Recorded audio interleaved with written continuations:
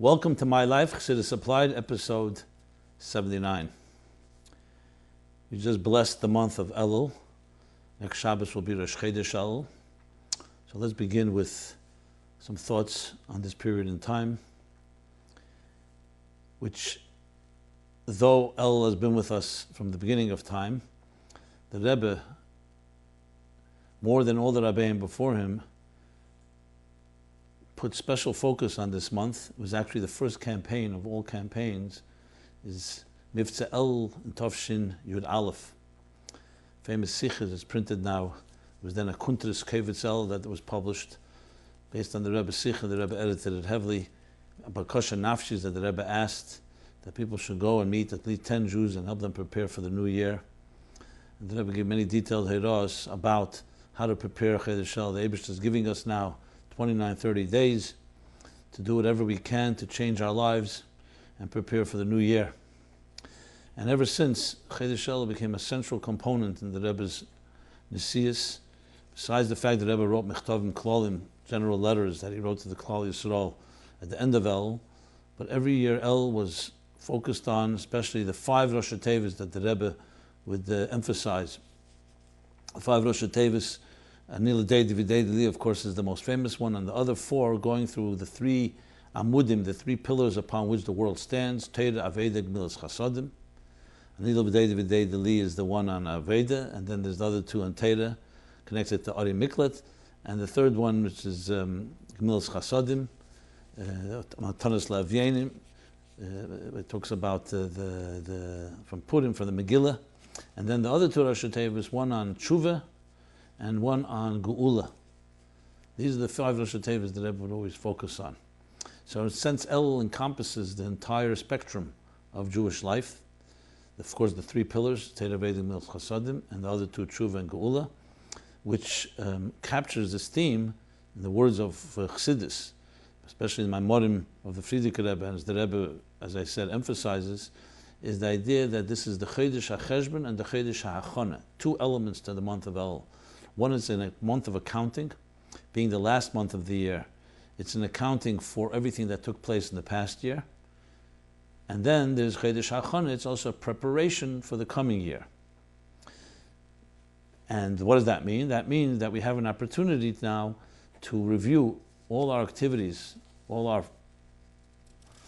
obligations, our general mission of what we've accomplished and what we plan to accomplish. Obviously with the goal of improving and correcting and doing whatever is best to prepare for the new year. So Elul becomes a central theme of essentially introspection, soul-searching, accountability. And the most important thing of all is, are you fulfilling the mission of your life? So though every day of the year we're supposed to make a cheshbon nefesh, which means an accountability, we do it at the evening, before one goes to sleep, but in the annual sense of the word, on a larger scale, it's an annual, the whole month of Elul is focused on that. And therefore, in this month, as the Rebbe brings from many different sources, some actually increase in davening and in tshuva, and decrease in learning. The Rebbe insisted that we increase in all the 5 that I mentioned, Teira, Aveda, and Gmilas Chasadim, increasing in all of them, and of course in tshuva and in Geula. Now, to bring it down a little more, Chassidus Applied, besides the actual directive, a deeper understanding of it is obviously related to the schedule and the calendar itself. As mentioned many times from Chassidus, that time is not just a measurer of days and hours and weeks and months and years and so on. Time is energy. Time is energy. Kol yema v'yema aved avidata, the Zohar says. On the pasuk where it says b'sheishis yom Moshe Hashem as Shemayim v'Sa'aris, it doesn't say b'sheishis, it says sheishis yomim Moshe, which means 6 days God created heaven and earth. It should have said in 6 days, in the span of 6 days, in the period of 6 days. So the Zohar asks b'sheishis. So the Zohar answers kol yema aved avidata. The time itself was created. God actually created sheishis yomim. He created the 6 spheres, which correspond to the 6 days of the week. Chesed being Sunday, Monday is Gvura, all the way through Yesod was Friday, and Shabbos is Shabbos Malchus. The queen is the dignity and sovereignty of Shabbos. So it's not just that he created existence in a period of 6 days. Actually, the 6 days are created, so each of them is a particular form of energy with particular role of a Davidita, that we have to tap into that energy of the day. The same is true in the general sense, the months of the year. Time is energy, so it's a flow, the river of time. And in Judaism, we also understand, as the Rebbe brings very often from the Ramaz, the name of the Arizal, Hayom HaMa'elin Niskarim V'Nasim, that time is also a cycle. Think of it like a spiral. Instead of being a linear river, it actually spirals like a spring, where every year it comes back to that same point in axis on a different axis, I should say. It comes back to the same point on a different axis. And that is the meaning why every birthday is not just commemorating your birthday when you were first born. It actually is recreating Hayom Meil Niskarim V'Nasim. By remembering Nasim, we actually recreate what exactly happened the moment you were born, the first time you were in your birthday. And that's why Rosh Hashanah, Yom Kippur, and Sukkot, it's not just commemorating events that happened in the past, they are actually happening right now. And when we do the mitzvahs, or we do the hachanas, the prayers, and all the activities, think of it like the tools and instruments, how we access that energy. So there's energy right now all around us. And every time, every moment has its energy, but the question is, are you going to tap into it, or it'll just pass you by. So what is the energy of the month of Elul?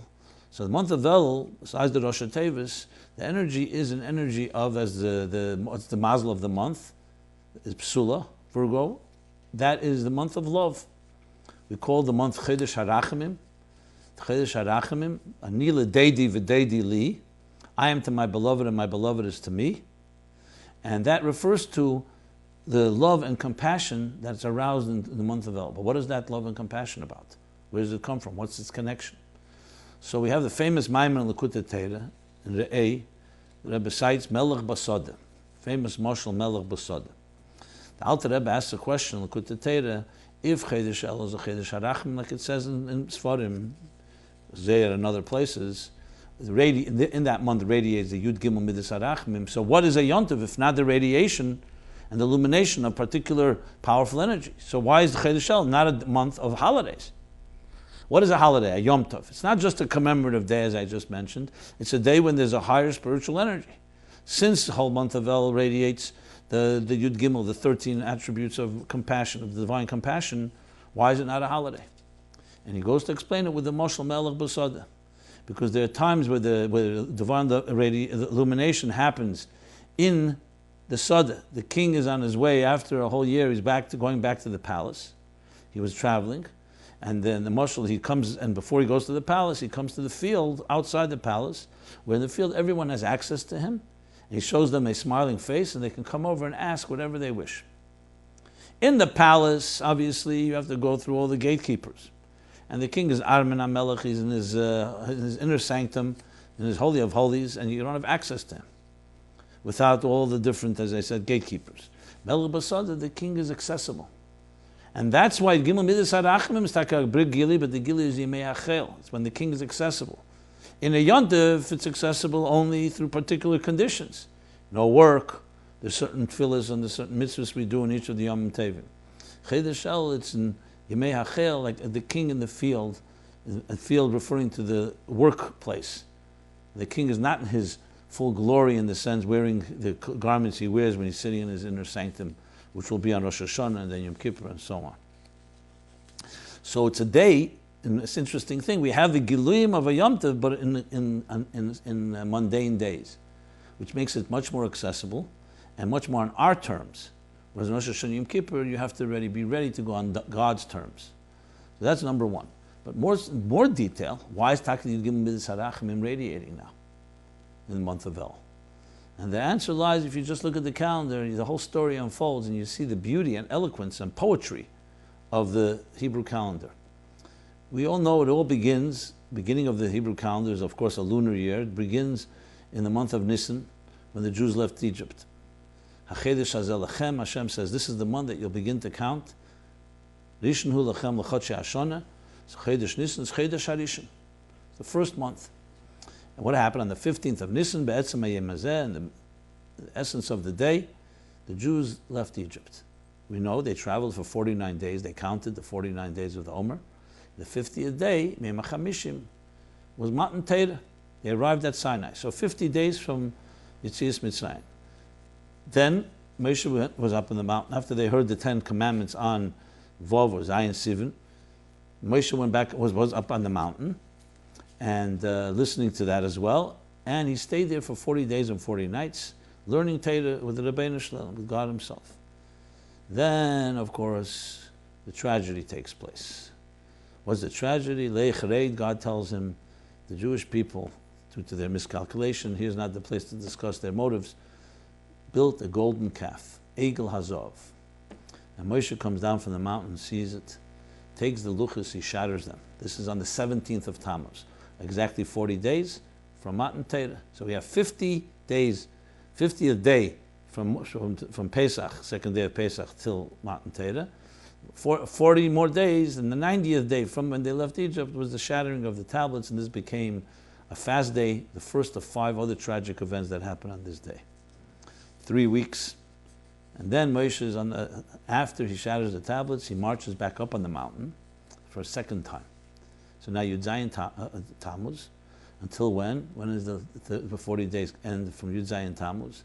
The Chodesh Elul, or the last day in Av, different opinions.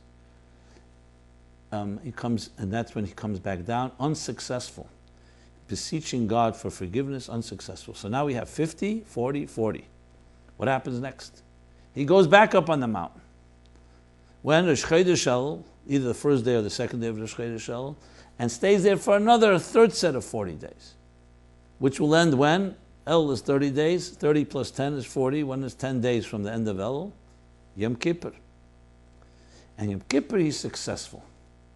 These last 40 days he's successful. That's the period in time that we read about in Parshat Kisisa, one of the most fascinating and intimate narratives of how Moshe speaks to the Eibishter literally like a man speaks to a friend, as the Pasuk says, Ish l're'ehu, in loving terms and compassionate terms and beseeching. And all those verses in Parshat Kisisa, which incidentally is a long beer of it in Eira Teira and Parshat Kisisa and all the psukim there. And that's where the Eibishter reveals to him the Yud Gimel Midas Arachmim. I will reveal to you the secret, invoke these 13 attributes, my secret attributes of compassion when you need them most. And Moshe was successful in invoking them. The consummation of that invocation comes on Yom Kippur when he comes down from the mountain with the Luchos Shniyos, with the second tablets. Salachti kidvarecha, as we say right after Kol Nidre, 3 times. The Eibishter says, Salachti, I have forgiven them, kidvarecha, as you have asked me to do. Why is Yom Kippur the holiest day of the year? It's the birth of hope. The only time in history a man, Moshe Rabbeinu, would not take no for an answer, and he prevailed over God. It took 40 days to receive the law. It took 80 days to receive forgiveness. And therefore, Chodesh Elul is the time. Those 30 days is the beginning of that 40-day period that we call it the Chodesh HaRachamim, because that's when Moshe was finally invoked and was able to elicit the compassion that the Eibishter would ultimately forgive, which becomes, of course, the source for hope for each of us. There's no such thing as hopeless. That's why Chodesh Elul is Chodesh HaRachamim. How do you translate that into simple English that's applied to each one in our lives? Very straightforward. Everybody in life is going to have a time that they fall. Hopefully it's a minor fall. We all have our setbacks. We all have our losses. We all have our mistakes, intentional or non-intentional. So when everything is going well, and Odom Yosher Helach, person's going straight path, everything is fine, great. That's the 40 days until the golden calf. But then everyone has their golden calf. Sometimes literally, figuratively, metaphorically. And then what happens then is then we really see what we're made of. What these months teach us, starting from then, the 3 weeks, of course, and the 9 days are the sad days. But Chodesh Elul begins a new order, that if we continue and we persist, we can prevail and correct. So even after a betrayal, in every relationship, there can be a betrayal, God forbid. There can be a shattered dream, a broken promise. So what we learn from Chodesh Elul, going into Yom Kippur, is that even after a betrayal, there's reconciliation. And after reconciliation, renewal. That's the month of Elul. When we mend and correct and realize that no matter what happened, we can grow. That's the power of Elul, and it's a power unique to this month that's coming this week, the end of this week, and something that each of us can access and apply to every aspect of life. So, not to be we're not creatures of habit, we're not victims of circumstances. We have the ability to correct things. Even the worst scenario, which was a total betrayal, building a golden calf, a false god, when they just heard La ilaha Elokim Achedim, 39 days later, even that can be redeemed. So the lesson is obvious in anything that's going on in our lives, when there's bein adam l'chavere, person to another person, between you and God, we have the ability to correct mistakes, and not just correct them, but gain something even greater than what was there before. God forbid that anybody intentionally, Echtev Oshev is not acceptable, to sin and say, I'm going to do tshuva. But when Moshe opened Pesach, he opened the door. He pioneered the way that when a person insists, we can break down the doors and achieve everything. The impossible is also possible. So Chodesh Elul teaches us that element of hope, which is so critical in any form of healing and any form of growth, not to think that you're trapped by your past, whatever that past was. And we all have as I said, we all have our demons, we all have our ghosts, our skeletons, whatever you want to call them. The point to understand is that they don't need to haunt the rest of your life. You can, no matter what happened, correct things. People sometimes get trapped in their own mistakes, and then mistake leads to another mistake. You start covering up, or you start going into denial, or you just can't deal with it head on. That's where it gets much worse, the cover-ups. The follow-up, the collateral damage is far worse than the initial problem. So it's important, critical to know you could change. Why? Because we can reach deeper and dig deeper and understand there's a soul inside each of us. Neshama shenasata b'toherehi. Everybody says that in the morning. It's always pure. Even if outer layers have been somewhat contaminated or somewhat defiled, the inner core remains pure. That's why tshuva is called tshuva. It means to return, to return to what? To your core. It's not going away, as the Rebbe explains. It's not repentance as leaving the past. It's returning. It's leaving the mistakes, but returning to the core of who you really were and are, in essence, now as well.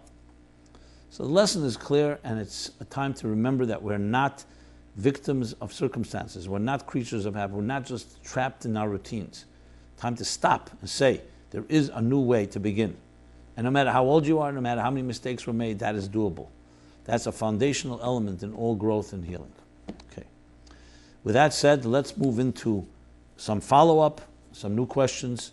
Again, if you want to send your questions into MyLife, go to meaningfullife.com/MyLife, where you can anonymously submit any question you like. Everything is acceptable. Try to address all topics. And as I said, your anonymity and confidentiality is completely protected. If you want to write to me, and so you can get a response, a personal response, please send it to Simon, my name, Simon, at meaningfullife.com. So let's begin with firstly a follow-up to last episode, which received, I'm humbled and thankful for the positive feedback, a lot of positive feedback, where we discussed what defines a frum Jew. So let's deal with a few question and a comment. First, a question, really just a clarification, actually. You translated makif as dissonance, this writer writes. Was that a slip, or is there something I don't understand about makif? Dissonance pertains to disunity, whereas makif is an aura not affected by specifics, contradictory or otherwise. I love listening to your classes each week. I've noticed that in the last several weeks you are often not translating certain words in Hebrew that are part of the lingo of the initiated. It seems to me always translating allows your message to a wider audience. Okay, well, I accept that if that's the impression, so I will make an effort.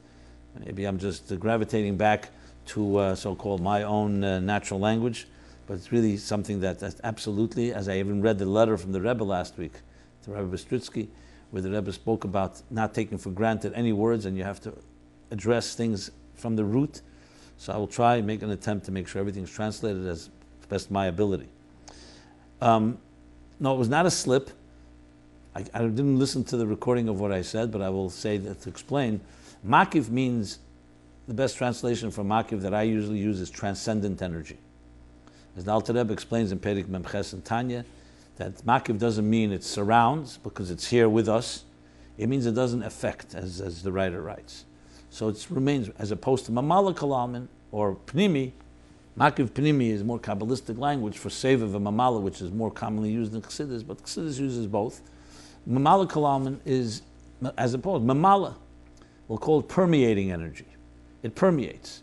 So if you think of, for example, the internal faculties that we have, the eyes, of vision, the power of vision, the ears, the power of listening, the mouth, the power to speak, and so on.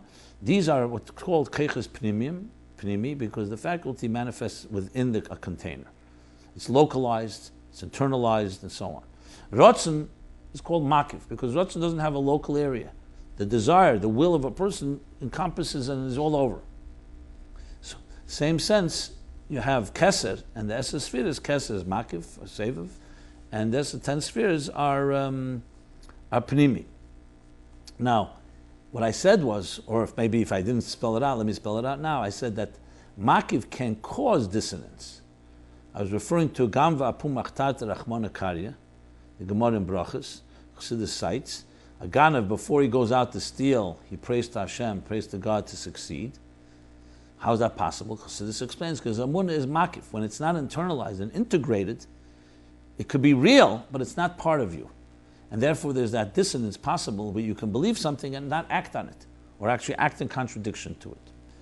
So that's what was the intention. So not that makiv means dissonance, makiv can cause dissonance. Whereas pnimi means that it's who you are.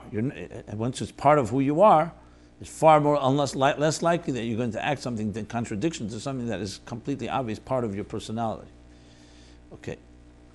Question number 2, titled, I don't care about being frum anymore. Hi, Simon. I just want to let you know that I'm a single Lubavitch guy that fell off the path. I didn't drop the mitzvahs of keeping Shabbos and kosher because I hate God, or I don't believe in it anymore, or I don't believe in it anymore. I just stopped giving a damn because my life is hard enough as it is, and it's too much to worry if a sandwich is kosher when I'm hungry. I'm reading this even though it may be a little disturbing to some, so I will say that in case you have children you want not to listen to this, so the viewer discretion advised for this, and also what I'll be talking about a little later, some sensitive subjects. So let me make that announcement right now before I move on. I watch movies on Shabbos because I'm lonely and I can't sleep. I'm not going to inconvenience myself and be in hunger or any sort of discomfort for a God that is vacant from my life. Also, when I was a young boy, my rabbi teacher who was a shliach, was pretty awful to me. He didn't molest me or anything like that. He was just very mean to me because I didn't care that much about his class, nor did I worship him like other kids in the class. I was a distracted child, and my parents were dirt poor, so they never had enough time to help me with my schoolwork. I come from a large family of 8 kids. I'm 29 years old, and I still have nightmares of this awful teacher. I come from a small town, so he was my main rabbi for many years. I wasn't always angry at God. I went to yeshiva and got smicha. I wanted to be a teacher or a rabbi, but everything changed when my father died when I was 21 and left my family struggling and alone. Expecting very poor people to be observant, frum, shemer mitzvahs, or whatever you want to call it, whatever you want to call it, is unrealistic and a pretty blank thing for Hashem to expect. Why am I telling you this? Because I see you post your videos on COL Live, and I'm reminded that my life will never be normal again. I crave a Rebbe Sicha and the joy of learning a Geshmak Maimer, but I suffer when I learn them because afterwards my life still is very much filled with struggle. The truth is, I despise your videos. Not because I think you are so awful. I actually know you to be a person who cares about young people. It's more because of the message you espouse, which I think is a lie.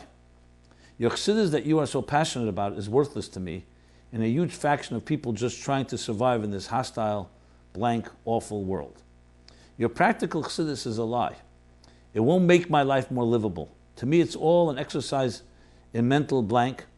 I'm not looking for pity. I'm just telling you this because I really can't avoid it. I need to tell someone. You have a white beard and look wise. I'm always looking for a father figure, so you fit the bill at this point, but it's always a huge disappointment. I want this letter to make you upset. I want you to read it and realize that for all your wisdom, you must accept that you don't have answers. You have not the answers. You know nothing. You have questions just like everyone else, and God remains hidden. Okay. I read it exactly as written with a few blanks, as you noticed, because firstly I want to acknowledge and make sure that anyone writing knows that they will be heard, and I'm not going to censor it, even though it make some people queasy about what was written here, even including the trying to provoke me. And I can't say I got upset about it. I'm pained by it, but I want you to know, if you're listening to this, whoever wrote this, you should know that my heart is with you, and I believe the Rebbe is with you.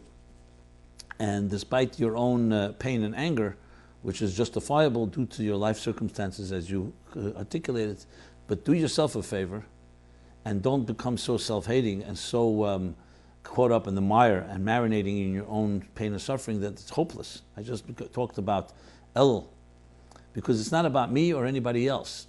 You're doing a disservice to your own life. You have a soul, no matter how much pain, no matter what you've gone through, it'd be a disservice to destroy your own life with this type of negativity. I'm very happy that you wrote, not happy to hear what you wrote, but I'm happy that you wrote and you had the strength and courage and trust to be able to write this letter. And I absolutely am very proud to read it for that reason. Again, not proud of the message, but proud because it's important for you or anyone else out there to be able to speak openly. But no, there are answers. And I'm not here to speak about whether I know anything or I don't know anything. I'm fine with being humbled and told I don't know anything. You know, the Rebbe once suggested to someone, he asked what he should learn in Chassidus. So the Rebbe suggested he should learning Tanya. A few months later, he came to the Rebbe said, how's it going? He says, I don't understand anything. So the Rebbe says, no, that's a good beginning. And then the Rebbe continued and says, in nicht verstehen sind wir alle gleich. And not understanding, we're all equal. Understanding, this one knows a little more, this one knows a little less. So it's perfectly fine. And this is not about a type of duel here, who knows, who doesn't know. I hope some of my words are helpful. If they're not helpful, then it's my fault. As the Rebbe always says, Udnid le'shamin from the Gemara, ears that don't hear is because the person who's saying it is lacking in Yiras Shamayim, or not speaking words from the heart, as much as I attempt to. But find someone you could speak to, and know there is hope for you. And no matter what your age, no matter what you went through, you can rebuild your life, you can start anew. Chodesh Elul is coming. And I obviously do not feel in any way type of reciprocal need to reciprocate your tone. On the contrary, I hear it loud and clear. And remember, you or anyone else, do not give up and live in despair. There's always a way out. And to get into a place where you can grow. I'm not here to preach to you how frum, not frum you be. We talked last week about frumkeit. The frum is just a word. It all comes down to your serving Hashem in your way, finding your voice. And it could very well be the God that you grew up with. As Avdei Yitzchak Baditzer were told, that self-proclaimed atheist, the God you don't believe in, I also don't believe in. So it could very well be that you have to discard a false God that was given to you, the meanness and the anger and the negativity that you received in your education, that you describe in your letter. Fine, but that doesn't mean that's you. That was done to you. That doesn't shape you. Your identity is not defined by the experiences in your life. You must always know that. All of us need to know that. Experience is an experience. That doesn't make you a product of that experience. It's part of your experience, it's part of your lessons, whatever you need to learn. But you are a divine creature. You are an indispensable force in this world, an agent of God to change the world in some way, to use your unique skills, your God-given abilities to do something with your life. This is something we say every morning, return my soul to me. That means a renewed contract every morning that you have an obligation to live up to, but it's really a responsibility and it's a gift, the gift of life. And that's the ultimate message of Chassidus and the ultimate message of Torah. So to say that all that is not true, you could say you haven't heard it, or it hasn't resonated with you. But that's the message, and I will continue repeating it. And I'm not trying to upset you. But I wanted you to know that you don't have to stay in your situation. Every situation, ein chovesh matras asmei, that's true. A person tied up in fetters cannot free themselves. That's why we have each other. We lean on each other. Aseh lecha rav, kanei lecha chaver. We have mentors, friends, or others that help us see things with fresh air, a new way of looking at things. So if you want to continue to write, please do so. Anything I can do to help, know that I'm there in my own way. And I'm sure there are others that care about you, and do not give up on yourself and reach out. Do not allow yourself to become shaped by your negative experiences. Now we move on to a new question. As I said, viewer discretion advised, listener discretion advised. It's not about so much the viewing, it's the listening. I'm going to talk about some sensitive matters, but these are part of the questions, part of reality. And this is what this show is about, or whatever we call this presentation. MyLife, Chassidus Applied.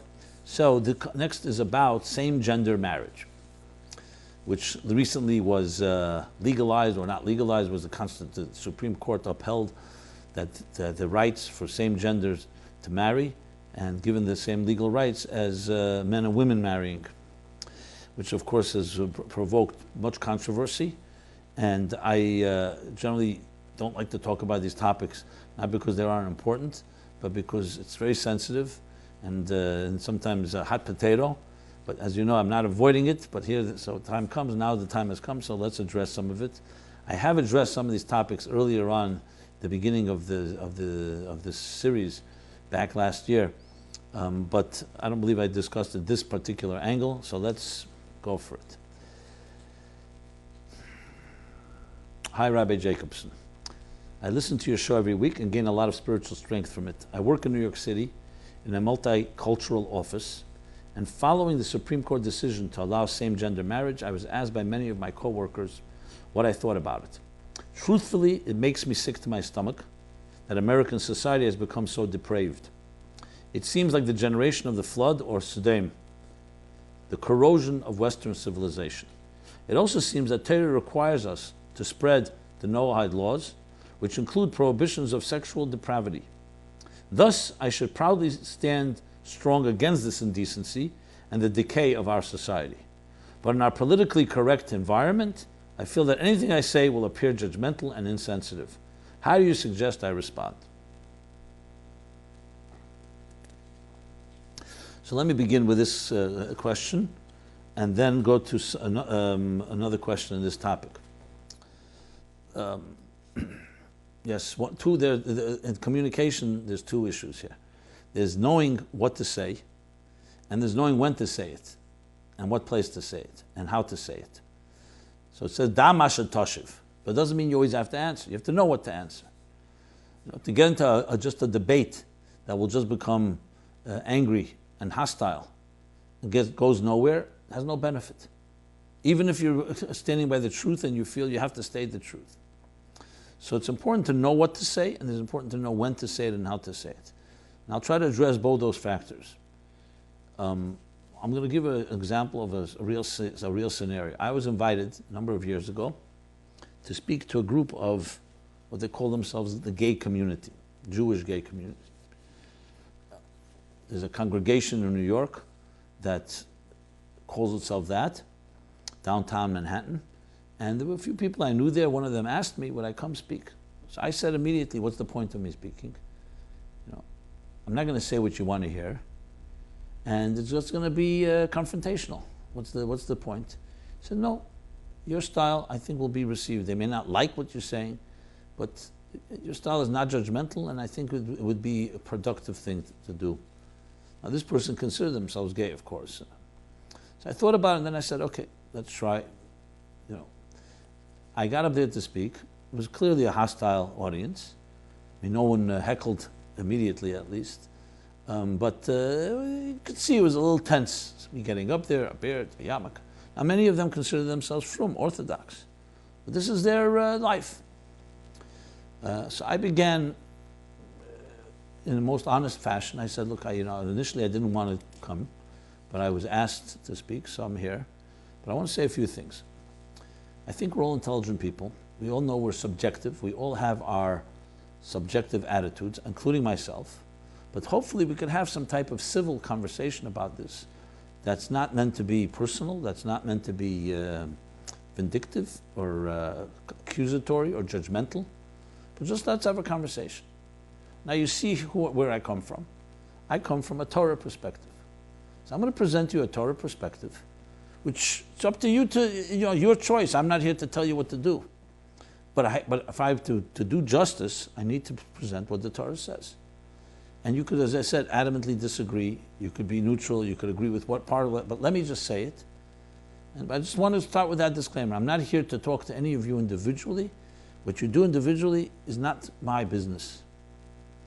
But it is here for me to present what the Torah says. And I went on the following, and I said the following. I said, the Torah is a divine blueprint for creation. It is God who created the human being, the man and the woman. We didn't create ourselves. And together with creating us with a system, with an intelligent and designed fashion, means with a plan and an objective, He also created our sexuality. God did. And gave us a blueprint. Think of it like an operator's manual. Just like you buy a computer, you buy a machine, you come home with the operator's manual. How do you use the machine? You look at what the operator did. You're going to make your own decisions. You're going to come up with your own ideas. You may guess right. You may not guess right. But we have our blueprint. Again, this is how the Torah presents it. That's what the Torah says. A blueprint. Pisrois, a pinkasois, like a blueprint, an architect's blueprint. So what does God tell us about sexuality? We all know sexuality is shrouded in mystery. That's its mystique. That's its power. But we all have a sexual identity. So God tells us what is healthy sexuality, what is unhealthy sexuality, how one tames its forces, how does one harness it, how does one not allow it to destroy a person's life, because we know like any power in life, especially a power like sexual pleasure, sexual intimacy, and all the intensity involved, can go both ways. It's destroyed lives, and it's created beautiful lives. Chassidus talks about the koach Ein Sof, that is connected to the creation of children, of perpetuating life. That is, God gave us a piece of Himself, a koach Ein Sof, that we have the power, not just to be born and die, but to give birth to children who will be like fruits, who will give offspring, and offspring ad infinitum. So in there lies tremendous power. Like always, tremendous power can go both ways. It could be used for great things, it could be used destructive ways. How do we know? The Torah tells us. Now the Torah tells us in guidelines of sexuality, both between men and women, and what is acceptable even there, in heterosexuality. That's the Torah's approach. Now you could say you can't live by it. You have many more passions. You can't be monogamous. Well, the Torah says you could be, and you have to work on disciplining yourself. If the Torah asks you to be celibate, it's one thing. So the Torah tells us, and the Torah talks about homosexuality and talks about it in terms that it's unacceptable. Which means, if you do accept this as a blueprint, God knows what He created. He would not create someone to do something He can't accomplish. Is it a challenge? Fine, it's a challenge. That was my general presentation, and I said again, I'm not personalizing this. Take it or leave it. But I'm telling you the presentation without any mincing words. Now, I did get some heckling. Some people didn't like what I said, obviously. But I repeat it. I said, remember, just like I'm subjective, you're subjective. You're invested in where you are. You could even say you have no choice. But remember, that's your perspective. And that's the most important thing in life. As soon as we say it's our perspective, I'm trying to share with you the Torah perspective. And some people started arguing with maybe you could interpret the verses in Leviticus and Vayikra differently. Finally, I said, but what's driving you to interpret it differently? Because you have an interest. Again, I'm not here to criticize you, but let's be honest. I have to say, for such a type of conversation, it was received relatively well. I don't think I changed anybody's mind, to be very honest. But at least what my goal was to just present it in a way that's, number one, not angry, not homophobic, not critical, not judgmental. Take it, let them hear what has to be said. And that to me was already a success. So responding to you is the following. It's critical to distinguish between people's homophobia and their own discomfort and what the Torah says. If you can depersonalize it, then you can communicate a lot more effectively. Because a lot of people, to be very honest, like I asked somebody, without going into detail, someone told me about their children, said one of their children announced that they were gay. So I said, what did you do? I threw him out of the house. I don't want to see him again. I don't even want to talk to him. So I said, and before he was gay, were there other things that he did that were inappropriate? Yeah, he didn't keep Shabbos. I said, why did you throw him out for that? He said, because that I could accept. I don't like it, but I can accept it. So I say, why did you decide that this is a worse crime than that? Just, I don't feel, I'm repulsed by it. You're repulsed? Well, this is to do with God and the Torah. If it's God with the Torah, then I wouldn't say you should throw him out for Shabbos or for that. But suddenly, why are you bringing your person in it? So he's bringing his person in it. We have to detach. And just because something bothers us or disturbs us doesn't suddenly mean that's the way we have to react. You want to react because God, so look what the Torah says, and present it in a way that a person can at least hear it. The goal here is to be effective, not to just state whatever you like or whatever you think is right. Even if it's right, if you didn't affect the other person, what did you accomplish? So I would say to you, I don't know the conditions, but if you can talk to someone in this type of tone and share, you can share it with them. If you can't, I would stay away from it. Not because of fear, but because it's not going to be productive. So hopefully this helps in addressing this issue in a way that is not as loaded and as explosive when you start bringing all kinds of emotions. In general, I just should say as a footnote, or as an aside, not even a footnote, but all controversial topics. As soon as you go back to texts, you depersonalize what's the word I wanted to use? Depersonalize and not address it in any type of personal sense. You can be far more effective. You talk about what you know. You talk about in a very dispassionate way, in a very calm way. That's how you address issues with sources and so on. Now, someone could say, I don't accept the Torah. Fine. I accept all the Torah except that verse. At least state that. The Rebbe once said, I'm looking for actually in a Fabrenga. If anybody knows where it is, please send me a note. The Rebbe once said, everybody has flaws, but don't make a philosophy out of your flaws. Because once you make a philosophy, then there's no way back. You now turned it into a whole legitimate philosophy. Flaw, fine. At least say, you know what, something, I can't follow this. But don't change the doctrine to fit your agenda. It's a critical point where none of us are perfect, and I speak to myself just as I speak to everybody.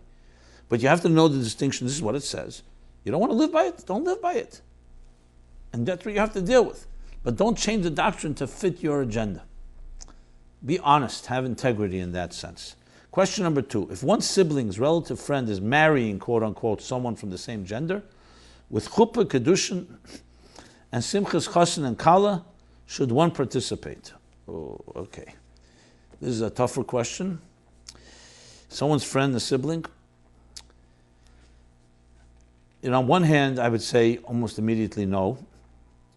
Maybe this is a question that has to be asked by a Rav. I don't know if it's a halacha question per se, but it definitely gives the impression that you're accepting and endorsing. So even though we love our families, and we could even love someone who considers themselves gay, and there's no reason we should not. People have, whatever their challenges are. But once they're making a statement and doing something formal, it's a good question. I don't have, to be honest, a black and white answer. On one hand, as I said, it seems like endorsing. On the other hand, to cut off from a relative and, in a sense, not even leave a lifeline, so to speak, where they may need you. They'll go through their challenges, and we hope that their lives will grow and they will come wiser. And so to completely cut off from somebody, so when it comes to intermarriage, we know there's also sensitive guidelines, also a challenging situation, but it's a little clearer. I would say that it's case by case.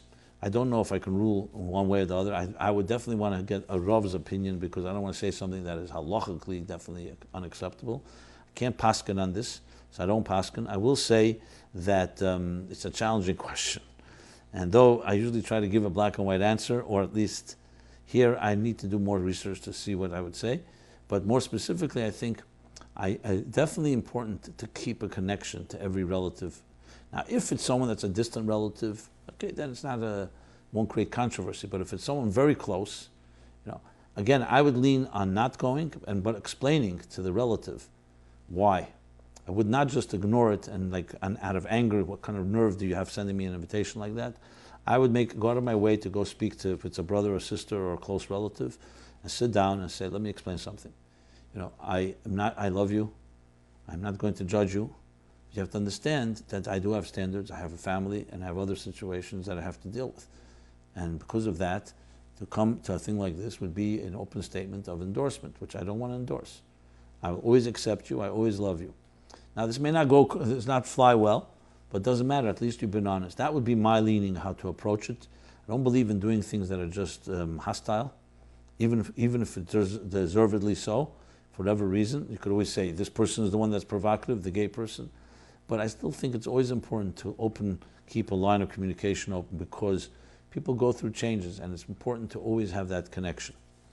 And now that I think about it a little more as I say it, my leaning is, the answer is not to go, but to do it in the fashion that I just said. If anybody has comments on this, please, I more than welcome them. If there's more black and white heros or halachas that are involved that I'm not aware of, I'm inviting that as well. And I'll look into it as well, and you'll hear more if I have some more information on this topic. Okay. Next question. Preventing pedophilia. I know, going from the frying pan into the fire. This might sound like a bizarre question, but I feel it's an important one. What, in your opinion, explains the pedophilic tendencies we tragically are dealing with in society and the frum community as well? We struggle to raise awareness and educate ourselves on how to prevent child sexual abuse and how to deal with it once it's occurred and how to correct our attitudes. But what about addressing the root, the why of the matter? Is there any psychology or Chassidus that can explain what becomes warped in a person's sexuality psyche that leads them to have these repugnant attractions? I can dig deep and relate to many vices, but not this one. This drive that threatens our children is so dangerous and mysterious. I might point to gender segregation and argue that in the absence of female interaction, male sexuality finds a closer target. But that can't be the case, since this crime is sadly quite mainstream in the larger world. Essentially, I'd like to know if there's any way to prevent a person from developing these devastating sick desires. Well, I share with you the same feeling. I cannot relate, there's things you can imagine, but there's something. From my own experience, I have to say, and I don't know if there's any definitive studies on this, my own experience, I think two things that are important.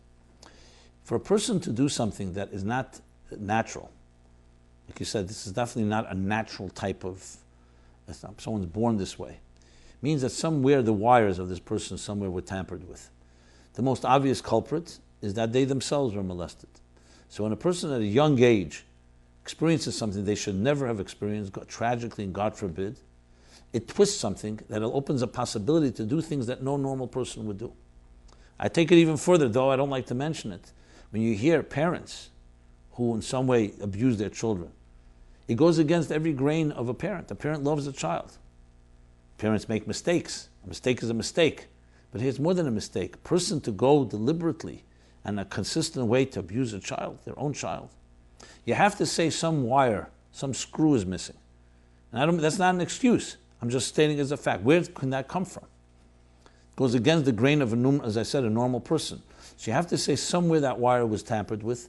As I said, the most obvious culprit, a scapegoat, if you wish to put it that way, is themselves being molested. And that's what statistics show, which only tells us how important it is to prevent it, because it's not one person. Usually, it can cause so many, a complete generation after generation. It becomes a vicious cycle. So it's not just stopping one person, it's stopping anyone that they molest may become a molester themselves for this reason. Could other causes be? Yes, I'm sure. Traumatic experiences. But the fact that it affects the sexual side of a person, you have to say there's some sexuality involved. For a person, let's say, experienced tremendous trauma, shock at a young age, there's definitely going to be an impact. But why would it impact this area? So something we can't identify with, because thank God if it doesn't happen to us, we just don't relate to that wire, that missed wire or that screwed up wire or that whatever happened to the psyche. But all analysis aside, the bottom line is, as you put it, prevention. Prevention is the following. If we make it zero tolerance, remember, people who are pedophiles are not, and abusers, which by the way is not exactly the same thing, you can look that up, are weak. They thrive in shadows, they thrive in silence. They're not like strong, aggressive, violent people. If we have zero tolerance in our schools, in our camps, in our environments, in our homes is of course, but it's much more difficult to enforce, that will prevent a lot. The awareness of it, the understanding that there are consequences. And you can't just get away. It's not a small thing. Also making sure that people understand the consequences, that this is severe and grave. It's not some type of little like someone slipping and making a mistake. This has grave consequences, I just said. It tampers with the inner wires, the intimate wires of a human being's psyche. And this must be stated again and again and again. Should someone have such tendencies, they must go for help. So their family know about their tendencies. They must do something about it. It's not something to be ignored. Very, very serious, not just for the person, but anyone they come in contact with. That is ultimately the way. Because that itself will stop. If the more you stop that, the more you'll stop potential new people becoming this way. Because as I said, it's result, most cases, due to a previous experience that person had.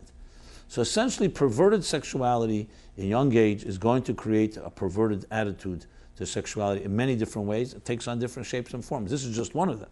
There are other forms, which is not here now this time to discuss. Okay, let's move to something a little more docile. Mesudar. Dear Rabbi Jacobson, thank you very much for your classes and your research, etc. From a Chassidic perspective, it's very important to be organized. Hayom Yom 7th of Tammuz states, Seder is crucial. The Baal Shem Tov was systematic and orderly. The Maggid, his successor insisted on order. And my great-grandfather, the Alter Rebbe, taught Chassidim to be orderly. The diuk of the distinction is interesting. Okay, that's a footnote. Can you give practical guidance from Chassidus on how to go about being more mesudar, more organized? Thank you. I'll make 2 points, and there's many more, but let me begin with these 2 points, and hopefully we'll discuss this in future episodes. Number one is when you have a goal and a focus and objective, that's a critical component in order. If you don't know where you're headed, you're definitely not going to have an organized approach to get there. Let's say you needed to drive somewhere, and you find out GPS, here's the destination. And then you map out the coordinates to get there. Let's say you don't know where you're going. Someone says go, and you don't know where what. So obviously you're not going to have an organized way to get there. So the first thing is, do you have an objective, a clear objective? Whatever it may be, whether it's in secular areas, which means work or something like that, or it's in religious areas, spiritual areas. You have to have an objective. The second thing is actually how do you create organized plans? So there's a classic sikha from the Rebbe in Shvat, Chof Shvat, Tovshin Lamed. After the Siyum Sefer Torah, Mashiach Sefer Torah, before the Orchim returned that day, there was a Fabrengen, and the Rebbe felt that people were rushing because of the day. He said he senses that people are looking at the clock, and they want to already get to JFK, to the airport. So the Rebbe spoke about Hatzlochin Zman, about a story that happened with him and the Frierdiker Rebbe. You can look up the Sikha. Because of time, I don't want to go over right now. Actually, I cited in my book, Toward a Meaningful Life, in the chapter, A Day of Life. But the Nekuda is this, that Hatzlochin Zman means that when you're busy doing something, do only that and nothing else. What Pnimi is about. The key to organization is knowing your objective and knowing that what you're doing right now is a critical component. The distractions we have, which usually is the enemy of organization, is, am I really need to do this? Maybe I should be doing something else. This is pulling me, that's pulling me. You'll see the people with that focus, both on the goal, on the objective, and on the destination, and on the moment to get there, on the steps to get there. That's the key to real organization. Now this requires a discipline, a cognitive discipline in your mind, and obviously in your emotions, and to avoid, of course, the trappings of your being distracted by different forces that are tugging at you in different directions. As I said, because of the limits in time, suffice for now, and I will address this further, hopefully, in future episodes. Kids and violence. My children have a strong desire to watch violent videos. Example, planes crashing and other aggressive stuff. My oldest son, 9 years old, videotaped his friends in camp playing violently. I'm a shliach and bring up my children in a warm Chassidic environment. What can I do about this? What can I tell you? Violence doesn't come from nowhere. It comes from seeing violence.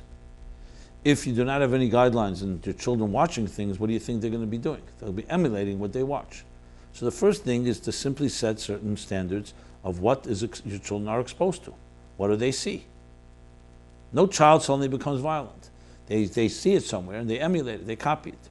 Now, it could also come from other friends, it can come from school.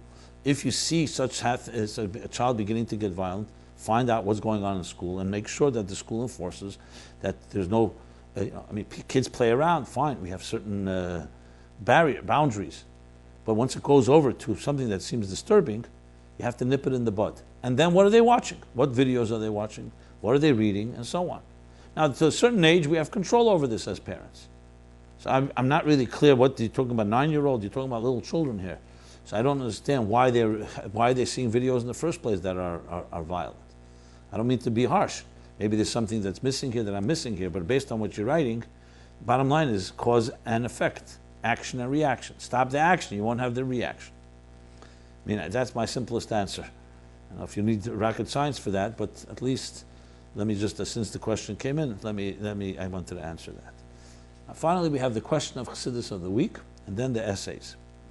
The question of Chassidus, Sefiros, the 10 spheres. Dear Rabbi Jacobson, I understand that the 10 spheres is the source of all Hishtalshalos. That's the word for the cosmic order. Think of it of the structure of all of existence. Please help me understand matter. In this context, please help me understand what is matter and the 4 foundational elements. Eish, Ruach, Mayim, Ofer, fire, wind, water, and earth. Do they all derive from the 10 spheres as well? When I look at a human body, an animal, tree, car, roads, or when I listen to a voice, music, smell something, or taste something, is it all related to the spheres?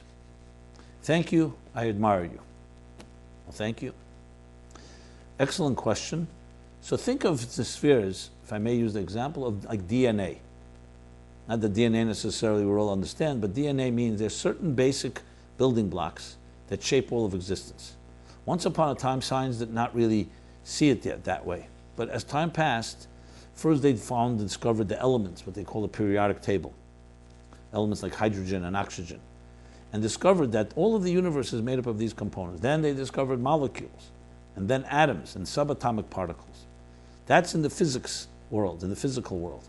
Study of physics, study of chemistry, study of biology. But then there's one deeper dimension, the spiritual makeup of everything. And think of that as the 10 spheres. The 10 spheres, not just the 10, but their configurations and their permutations, meaning how they mix with each other. Chochmah within chesed, chesed within chochmah, chesed within gvura, gvura within chesed. And it goes even more. The gvura within chesed, the gvura within chesed, within gvura, etc., etc. So it could be 10 times 10 is 100. It could be 100 times 10, 1,000. They shape everything in existence. In Shai Yechid V'Amunah, when he talks about the 10 mamoros, Esor mamoros, the 10 utterances, he discusses that even though there's only 10, but the 10 have all the permutations. Gematrias, Chilufim, Tmuras, and so on. So it doesn't say anywhere Yehi Evan, like it says Yehi Oyer, but Evan is an outgrowth of other letters that all make up the sole structure of existence, the 22 Hebrew letters, but more specifically the 10 spheres. So the answer is absolutely everything in existence is some form of expression of the spheres. The spheres themselves evolve from an Atzilus level, which is the pure divine, to Bria, Yetzir, Asiya, which we discussed last week. So everything. The simplest examples are water and fire. Water associated with Chesed, fire with Gvura. Now you could say Chesed doesn't look like water, and water and fire doesn't look like Gvura. But there's properties. Think of an archetype. Water flows from the top down. Chesed is bestowing Chesed. Gvura is withholding, going inward, like fire that rises. Water gives life to things, like he says in Tanya in that first Pedic. Water is refreshing. Chesed is the same. Gvura is constricting. It's din, discipline. When something burns fire, it crushes things. Water expands. The fire contracts. So the properties that you see in water and fire originate from somewhere. So if you would take the spiritual so-called archetypal energy called love or kindness, put on a physical layer over it, and that's water. Now there's in water elements of the other particles as well. The same thing is with fire. That's the two of the elements. Same thing with Ofer and the same thing with Ruach. So everything is made up of the four. Sometimes it's a primary element, like for example, water primarily is water, but water has also particles in it, has dust in it, and so on. So bottom line is, everything in existence is that way. Now there's a Hirah B'Peil from this, that when you look at the world around us, you look at trees, you stand in a meadow, you hear the birds chirping, the grass is green, the blue sky is blue, and so on. So all of us take it in, wow, beautiful scene, beautiful day. A scientist will perhaps talk to you about why is it green, what are the different chemical forces at work. A physicist will talk about the molecular and the atomic structure. And a Kabbalist, or a Jew that really sees, will look and tell you what is the spherotic structure. Why is the sky blue? So the Gemara says that Tchel is Dema Liyam, Yam Dema L'Rakia, Rakia Dema L'Kisei HaKoved. It all evolves from a spiritual state. So the goal is really to look at the universe and see the fingers of God, the fingerprints and the handiwork of Hashem, and the spheres of that handiwork. That's the tools God used, the instruments that define and make up the components and the elements of everything in existence. Okay, now let's go over to the essays with the short time allowed us. 3 essays as I've been doing, 1 in Hebrew, 2 in English. The first one is The Roots of Happiness, Self-Realization or Serving a Purpose by Nechama Mina Berenstein, 30, a teacher in Kfar Chabad. Beautiful essay, which is posted on meaningfullife.com/mylife/contest, as well as if you subscribe to our newsletter, we send out a new essay each week. I think we've done almost 70 essays so far out of the over 500 that had come in. So this one really is a comparative study of different psychological disciplines: Freud, Rogers, Viktor Frankl, and Tanya. In a beautiful way, she weaves together how Freud, of course, focuses on serving one's desires and inner desires. Rogers on self-actualization. Viktor Frankl, closest to Chassidus, on meaning, on the search for meaning. And of course, Tanya, where the Alter Rebbe establishes that there are 2 voices within each of us, and those 2 forces are constantly at work. And therefore, once you understand that, they solve the dilemma of the contradictions that people have, because we do have different voices. It's a very nice essay. I definitely encourage everyone to read it. Let me see if there's something else I would like to point out from it. Yes, Viktor Frankl, of course, the similarities, and ultimately that each of us has the capacity to be a Beinoni. So though we cannot reach the level of Tzaddik Gomer, where a person has complete seamlessness in their commitment, but we all have in actuality in our behavior the capacity to be a person of that level. So it's a nice comparison, as I said, between the different schools of thought, and ultimately that we are not here just to satisfy our desires, not here just to self-actualize, but we're here to serve a higher purpose. And we have the conflict between the 2 souls in getting to that place, which is also something we can resolve. That's essay number 5. The next essay is called Staying in the Moment by Sarah Spielman, age 35, Crown Heights. And basically it's a nice personal touch about when I contemplate on the ups and downs, the highs and lows, the painful moments and the joyous ones, I realize that life is a series of contradictions. And she describes basically a day in life, struggles, or not a day, days in life, the struggles we go through in the context of Chassidus, of Tzimtzum and Gilui, and how we always have the capacity, even in times of darkness, to be able to bring some light into this. And she gives a personal example of something she went through, and how her temptation was to act one way, but because of a Chassidish awareness that this is a challenge meant to bring out a greater strength from her, she was able to get beyond that moment and describes the positive elements. I won't give away the surprise of her story, but it's a very nice personal, as I said, application of looking at Chassidus and applying it to the struggles and the daily so-called routines, the daily vicissitudes that we all go through.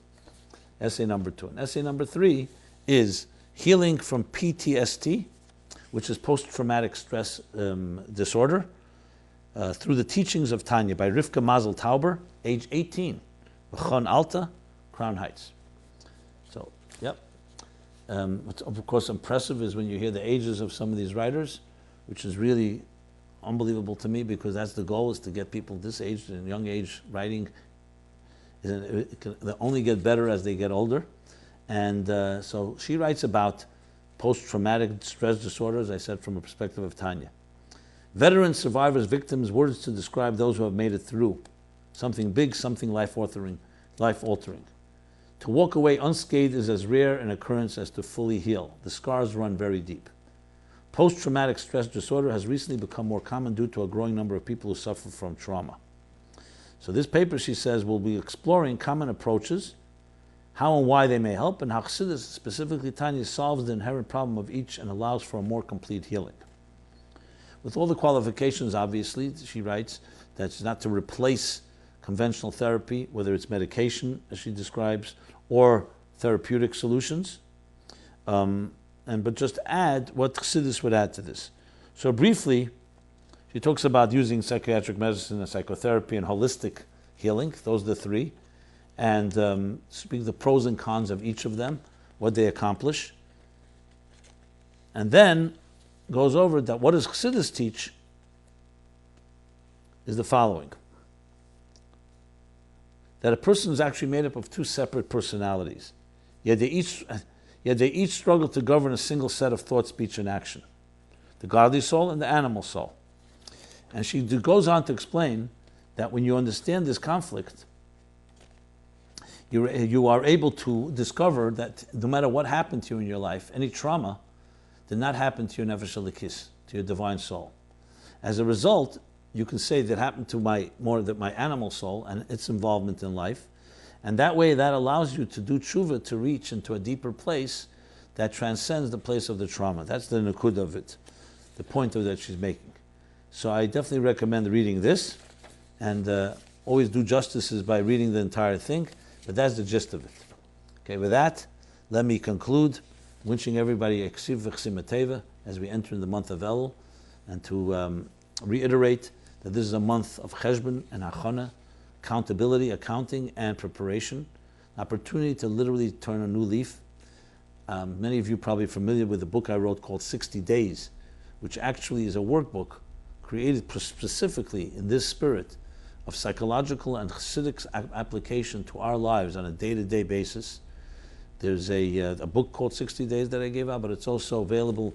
If you wish, you can subscribe to the daily emails that we'll begin sending out before next Shabbos. Every day with an exercise for the day, like a journey. You can keep a journal. I know it's been very helpful to many people to actually use this powerful season to actually grow and go from a place of pain or betrayal or loss to a place of reconciliation, compassion, month of compassion, and ultimately to renewal as we enter Rosh Hashanah, Yom Kippur, and of course Sukkot and Simchas Torah. So it's something that's available, so please subscribe. It's a free subscription. The book is available as well. You can get it online by us or Amazon or any other it's called good Jewish bookstores, quality good Jewish bookstores. So ksiv v'chsim teva to everyone. This has been MyLife, Chassidus Applied, episode 79, every Sunday, 8 to 9 p.m.